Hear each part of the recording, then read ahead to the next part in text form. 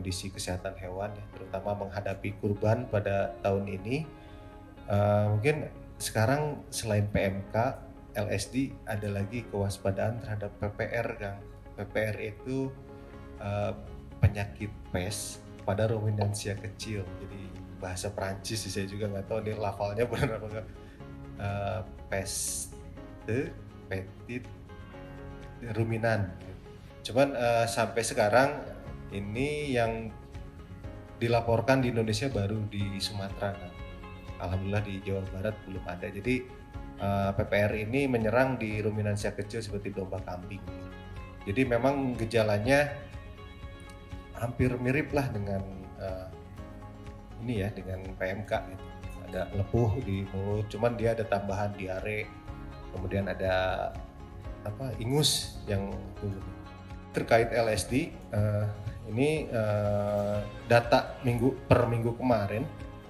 Jadi untuk daerah atau kabupaten kota yang kasusnya di bawah 50 kasus, ini ada 9 kabupaten kota. Yang pertama di Kabupaten Bogor, kemudian di Kota Depok, Kota Bekasi, Kota Cirebon, Kabupaten Bandung Barat, Kota Bogor, Kota Tasikmalaya, Kabupaten Bekasi, Kota Banjar, Kota Sukabumi, dan Kota Cimahi.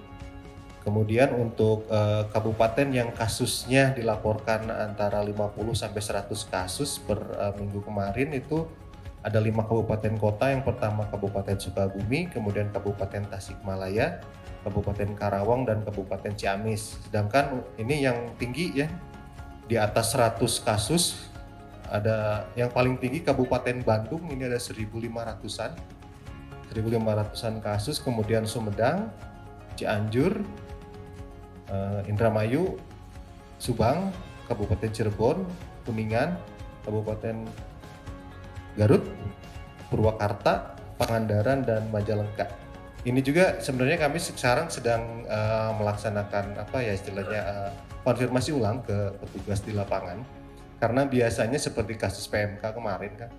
Jadi petugas itu kalau melaporkan kasus cepat, tapi kalau sapinya sudah sembuh itu biasanya lama melaporkannya. Jadi padahal biasanya kalau rata-rata ya kalau untuk PMK ataupun LSD ini biasanya di atas 2 minggu, 3 minggu itu sembuh gitu. Kalau penyakit virus biasanya kalau dia sudah terbentuk kekebalan dari antibodinya gitu ya, kekebalan tubuhnya, ini di atas 14 hari biasanya sembuh gitu. Kemarin juga hari Minggu kami melaksanakan dengan Pak Kadis kunjungan ke Kabupaten Bandung untuk mengecek ketersediaan stok sapi, domba, dan kambing di Kecamatan Cimenyan. Itu kami mengunjungi kurang lebih 5 kandang peternak, itu rata-rata sapinya itu 50 ekor ke atas. Dan kami perhatikan juga di sana untuk kasus-kasus yang tadi PMK sudah tidak teramati ya, tidak ada gejala klinis PMK. LSD ada melihat 1 ekor, itu pun katanya sapinya baru datang, baru 2 hari di kandang. Jadi memang ini penyakit pada ternak ini sangat erat terkait lalu lintas. Dan ini juga menjadi salah satu strategi kami dalam pengendalian penyakit terkait pengaturan lalu lintas ternak, pengawasan lalu lintas ternak. Karena pengaturan lalu lintas ternak ini tidak semudah mengatur kemarin orang gitu ya. Selama COVID kan gampang gitu. Sekarang kami di Jawa Barat ada 3 checkpoint kan. Yang pertama di barat itu di Gunung Sindur, itu perbatasan dengan Tangerang Selatan ya, dengan Provinsi Banten dan Jakarta bagian selatan. Kemudian di timur itu ada 2 checkpoint ternak, itu di Losari dan 1 lagi di Banjar.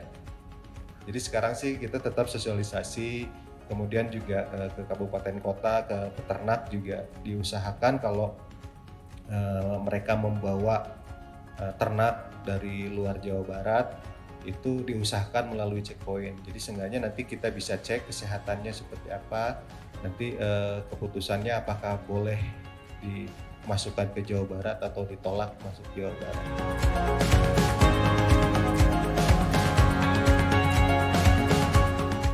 Antrak ini, tetapi di kita itu kita petakan dulu itu terjadi antrak itu di daerah Purwakarta, Subang dan Bogor. Itu seperti itu. Tapi sekarang sudah tidak ada lagi. Antrak ini menular dari hewan ke manusia karena dalam pengolahan daging yang tidak sesuai dengan standar. Dan juga memang kalau untuk antrak ini juga kita betul-betul koordinasinya sangat intens. Bahkan kita pada saat supervisi aja sampai dikawal oleh Angkatan Udara. Kenapa? Karena antrak ini bisa jadi senjata biologis gitu. Ini yang pengembangan dari senjata biologis dari antrak itu. Kebetulan WHO itu mengeluarkan kaitan dengan pengolahan dagingnya. Jadi kepada masyarakat tadi sudah menerima hewan kurbannya, daging kurbannya, itu diolah. Kita selalu mengingatkan dan teman-teman puskesmas juga di saat seperti Idul Adha ini di posyandu juga disampaikan kaitan dengan pengolahan ini. Yang pertama dari WHO itu disampaikan bahwa cuci bersih tangan dengan sabun di air mengalir dan cuci bahan makanan yang akan diolah.